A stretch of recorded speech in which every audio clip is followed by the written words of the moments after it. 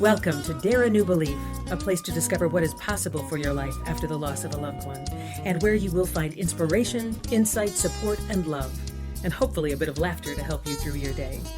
Now, here's your host, Nada Hogan.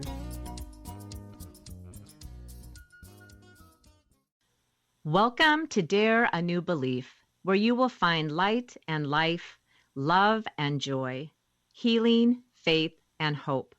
A place where you get to believe in what is possible for your life.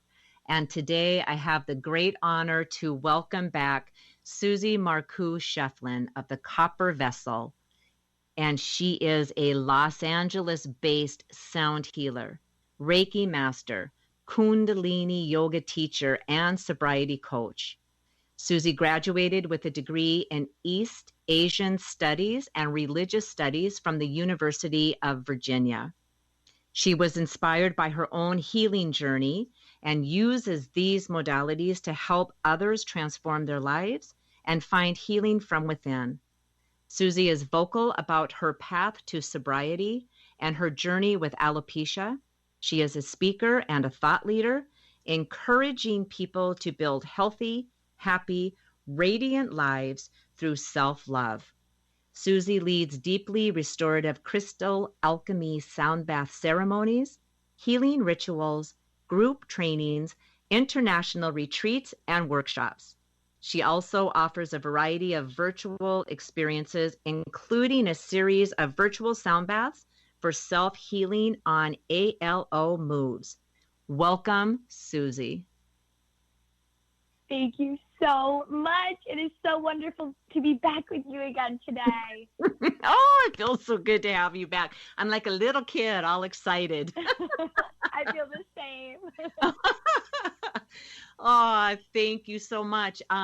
Yeah, this is fabulous. So for all of the listeners, if you missed part one, please go back and hear part one, because Susy explains her whole journey that got her from the East Coast, and as a little girl at 7 years old, who was when she first discovered that she had alopecia, and where that led her to where she is now in Los Angeles as a Kundalini yoga teacher and sobriety coach and sound healer and Reiki master and a business coach. I mean, healing business coaching. You probably do all kinds of different business coaching because you're beautiful at what you do with your work. And so there's all of that. And then we had to stop. And so we're back here again. And the question I want to ask you, the burning question I want to ask you is, when you look back now, because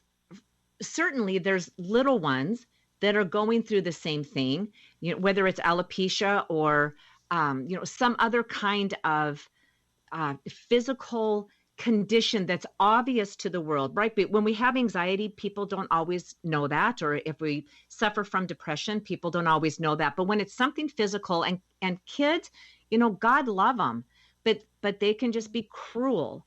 And I know that for you, that alopecia was such a beautiful teacher for you.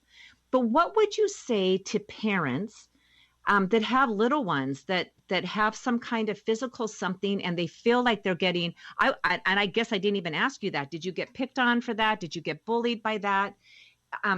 So I'd love to know the answer to that. And what would you say to parents to say to their kids, or even for them to know that, because as parents, it breaks our hearts when our kids are hurting. And I'm sure that your parents, their hearts were breaking when you were going through everything you went through. So what do you offer for that, Susy? That is such a beautiful question. And I wasn't picked on. I really wasn't. So good. People didn't really know. I really kept it a secret. Like, my family knew, but I didn't want anyone to know. So it was more this secret. Yeah. But, I do work with a lot of people and know it personally, people who have had different experiences where they grew up, bullied or picked on, and how to hold space for your child when they're really hurting, and trusting that, what they're going through is also guiding them towards their highest good. The bullying could be guiding them towards a greater path as well, if it's held space in the appropriate way. So what I would say is to really encourage self-love,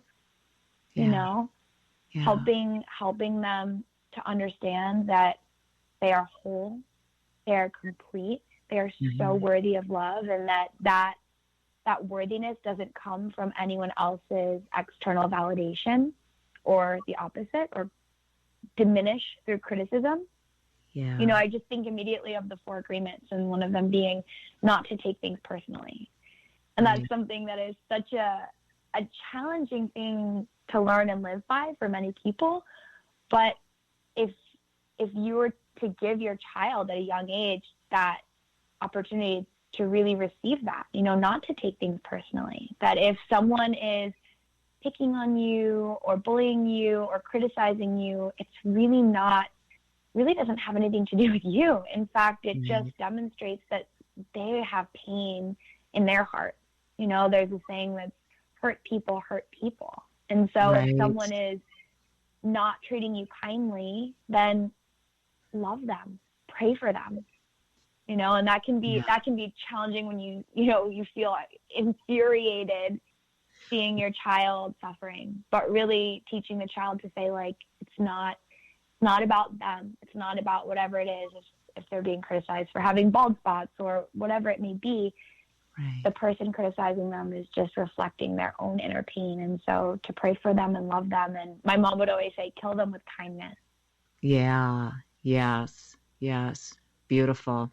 And I know the Dalai Lama would say, sacred friends, that it's very hard. And I mean, they're the ones that challenge us the most. So when you're saying, like, pray for them, it's like, you're kidding. No, but it's that thing. And when we can bring ourselves to that place, how it's healing for us and how it raises us. And in the long term, it helps that other person, but the benefit comes back to us. And it's such a wonderful thing.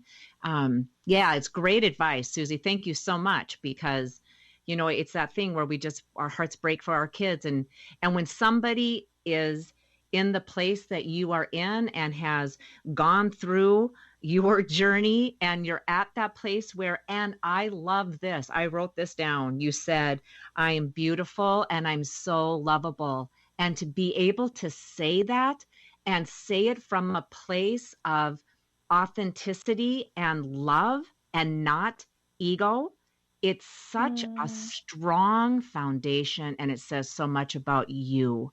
And if we all can do that, oh my goodness, doesn't this world just change to a place of love? How can you be angry when you feel, I mean, we have our moments, but my gosh, I mean, the lens you look through is so completely different. And thank you for saying that, because it's recorded and I get to go back and hear it again, because it's beautiful. It's so beautiful. So thank you. It's, of course. And it's true. And that's really what I believe in. That's my vision for the world, is a world where everybody genuinely, truly, authentically loves themselves. Because in that world, how could there be hate? How could there be war? How could there be these acts of hatred that are taking place, and these injustices that we see in our world today, like, are coming from a very deep-rooted pain.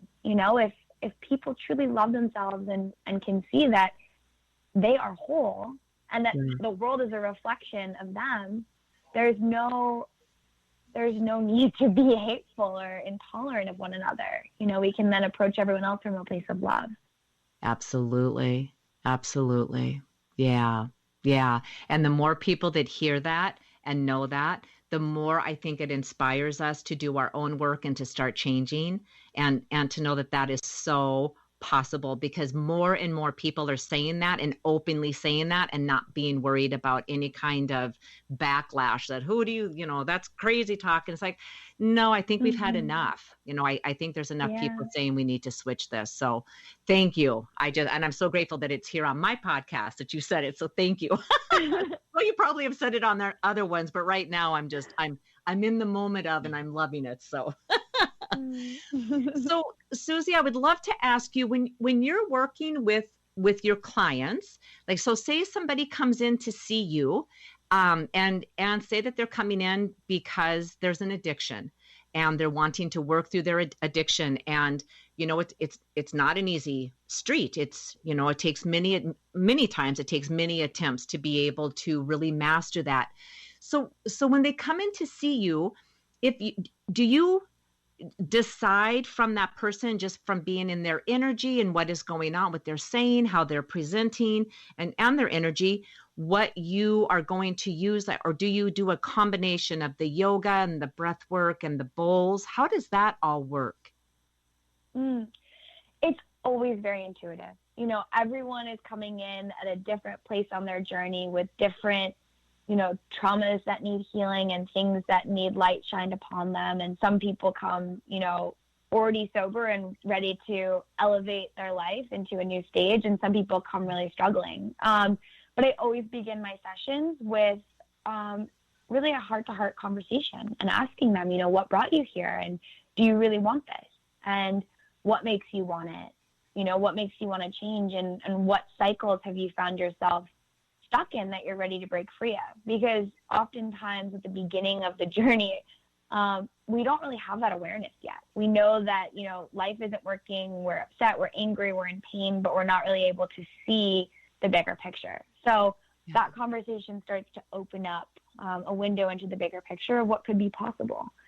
And then we do, you know, some intention setting around that. And again, everybody's different. Then after that, we might do some Kundalini-based practices, some breath practices, some movement practices to move energy.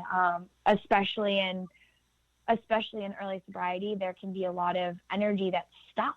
You know, we need to really detoxify that. We're holding a lot of anger, we're holding a lot of pain. So starting to move that in a way that feels safe. And sound is an incredible modality for that, you know, where sound goes where no other medicine can. And sometimes people come in and they're not even able to articulate, you know, what they need or what they want. And we can just use the sound to create this container that allows them to go to those places and feel those parts of themselves that may otherwise have felt too scary to go to before.